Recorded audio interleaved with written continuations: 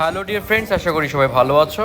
তো 365 দিন সাইকেলিং চ্যালেঞ্জের আজকে 16 নম্বর দিন। আমি যথারীতি বেরিয়ে পড়েছিলাম সাইকেল চালাতে। আজ বিকেলবেলায় যাওয়ার পথে টয় ট্রেনের সাথে দেখা হয়ে গেল। টয় ট্রেনটা এখানে খারাপ হয়ে গেছে এবং রাস্তার একদম মাঝখানে দাঁড়িয়েছিল।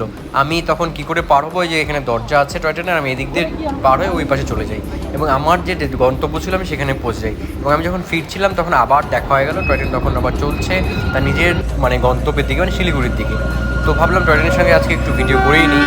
তো সেখানটায় কিছুক্ষণ দাঁড়িয়ে ভিডিও করে আমি আবার আমার যে গন্তব্য সেখানটায় ফিরছি। রাস্তায় পুলিশ ছিল প্রচুর।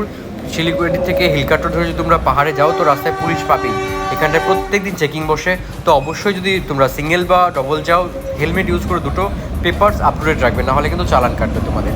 তো টয় ট্রেন ফাইনালি পৌঁছে গেলো শুকনা এবং রাস্তায় দেখা হয়ে গেলো মমতাদার সাথে, শিলিগুড়ি সাইক্লিং কমিটির একজন ওল্ড মেম্বার, এখনও সুন্দর সাইক্লিং করে। তার সাথে দেখা হয়ে গেলো, তার সাথে গল্প করতে করতে আমি আমার আজকে রাইড শেষ করলাম।